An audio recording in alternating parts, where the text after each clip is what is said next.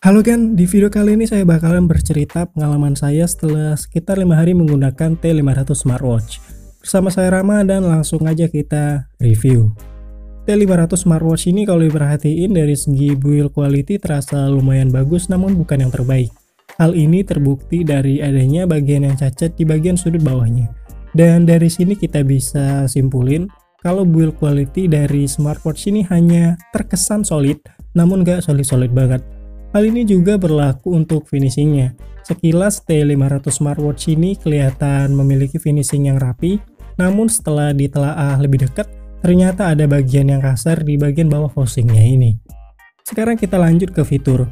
Kalau kalian masih ingat dengan review W34 Smartwatch ataupun number one DT98, T500 Smartwatch ini memiliki fitur-fitur yang hampir sama aja dengan kedua smartwatch tadi.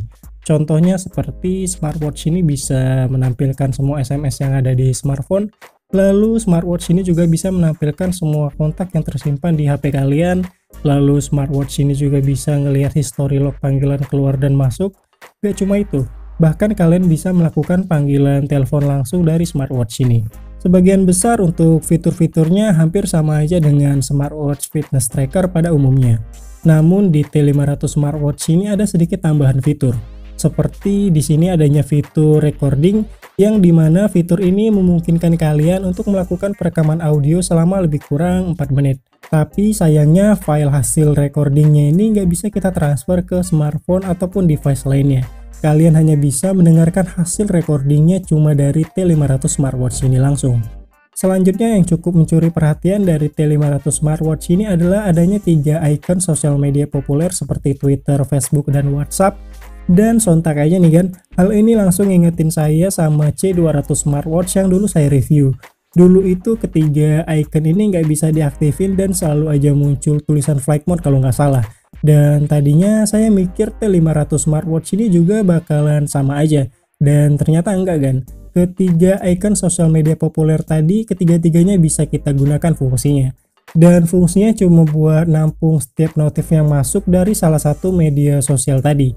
Dan ngaktifinnya juga mudah, kalian cuma perlu menyambungkan smartphone kalian ke T500 Smartwatch ini dan ngerubah statusnya dari shield menjadi notis seperti ini. Untuk watch face T500 Smartwatch ini memiliki 12 tampilan watch face bawaan yang berbeda-beda.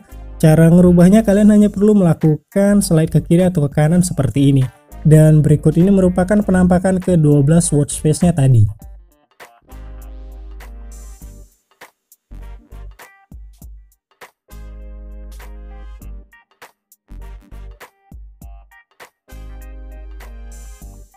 Selanjutnya untuk ketahanan baterai, untuk di pemakaian saya ngedapetin baterai life sekitar 13-15 jam kalau smartwatch ini tersambung ke smartphone.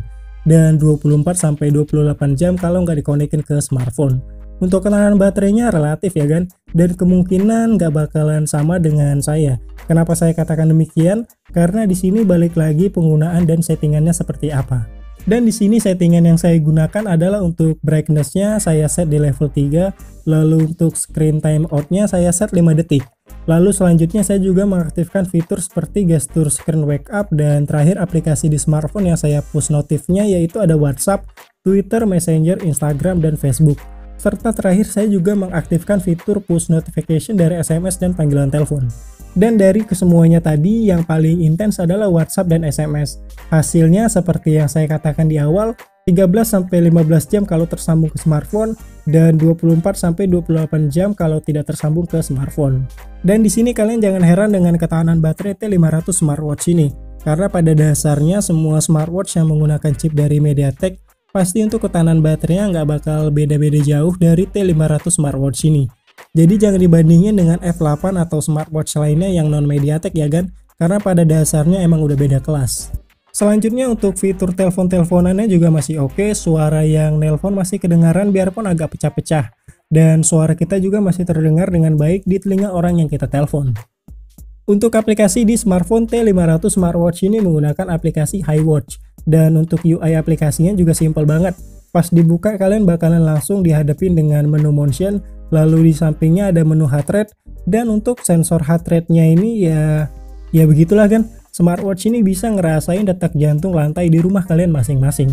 Lalu selanjutnya ada setting, Dan di bagian setting ini fungsinya untuk menyambungkan smartwatch ke smartphone serta untuk mengatur notif apa-apa aja yang kalian mau push ke T500 smartwatch.